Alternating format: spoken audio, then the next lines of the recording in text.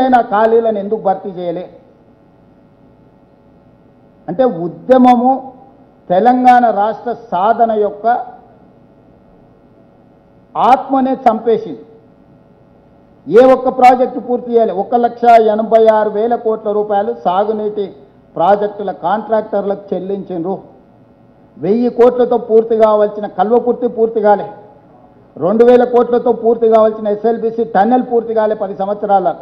భీమా, నెట్టంపాడు, కోయిల్ సాగరు, రాజీవ్ సాగర్, సీతారామ సాగర్ కింద పేరు మారింది, సమ్మక్క సారలక్కగా మారింది, ప్రాణహిత చేవెళ్ళ కాళేశ్వరంగా మారింది.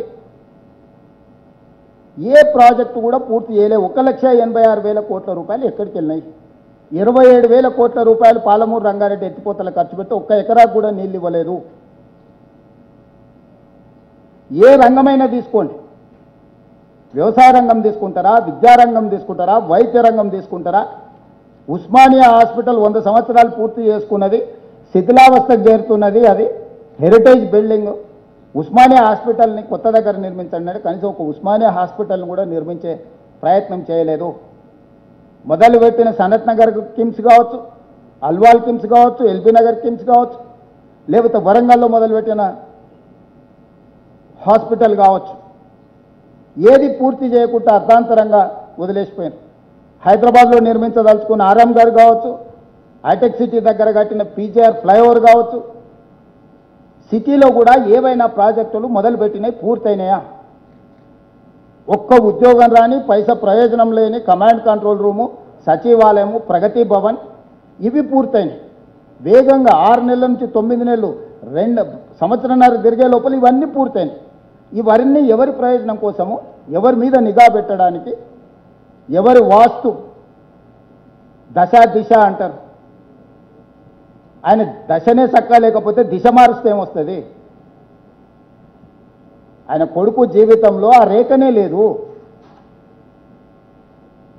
సొంత చెల్లెల్ని బుక్కెడు బువ్వ పెట్టకుండా బయటికి గంటేసినోడు, మాగంటి గోపి తల్లిని బజార్లో అవమానించినోడు, సొంత చెల్లిని మాగంటి తల్లిని అవమానించిన వాడు, ఈ మహిళలకు రక్షణ కల్పించలేనోడు, ప్రజల యొక్క అభిమానం చురగొంటాడని తండ్రి అనుకుంటే కన్న ప్రేమ గుడ్డిది అని అన్నారు కదా.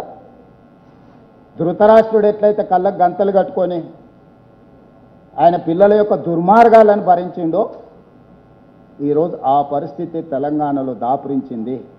నేను వచ్చిన తర్వాత డిసెంబర్ 7, 2023 ప్రజాపాలన ఇందిరమ్మ ప్రభుత్వం ఏర్పడ్డ తర్వాత మీరేం చేసిందని మమ్మల్ని అడుగుతున్నారు. ఎస్, అది ప్రతిపక్షం బాధ్యత, మమ్మల్ని అడగాలి, మేము చెప్పాలి. అది మా బాధ్యత చెప్పడం. అడగడం వాళ్ళ అధికారం, చెప్పడం మా బాధ్యత. అధికారాన్ని చేపట్టిన 48 గంటల్లోనే ఈ రాష్ట్రంలో ఆడపిల్లలకు బస్సుల్లో ఉచిత ప్రయాణానికి నేను సంతకం పెట్టినా. ఈనాటికి 7,100 కోట్ల రూపాయల ఆడబిడ్డలకు ఉచిత బస్సు ప్రయాణం వల్ల లబ్ధి చేకూరింది.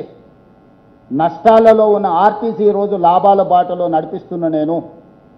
రాజీవ్ ఆరోగ్యశ్రీ నిర్వీర్యం చేస్తే దాన్ని పునరుద్ధరించి 5 లక్షల నుంచి 10 లక్షల రూపాయలకు నేను పెంచిన. ముఖ్యమంత్రి సహాయ నిధి నుంచి, రాజీవ్ ఆరోగ్యశ్రీ నుంచి ఈ 22 నెలల్లో దాదాపుగా 3,500 నుంచి 4,000 కోట్ల రూపాయలు నా ప్రభుత్వం ఖర్చు పెట్టింది. వదిలేసిన అన్ని హాస్పిటళ్లను కొలిక్కి పట్టుకొచ్చినాము పూర్తి చేయడానికి. 3,000 కోట్ల రూపాయలతో ఉస్మానియా హాస్పిటల్ పనులను ప్రారంభించినాము. ఎన్నో సంవత్సరాలుగా వాయిదా పడుతున్న హైకోర్టుకు 100 ఎకరాల భూమిని కేటాయించి 3,000 కోట్ల రూపాయలతోని దేశానికి ఆదర్శంగా ఒక హైకోర్టును నిర్మించుకోవాలని ఈరోజు పనులు ప్రారంభించినాము.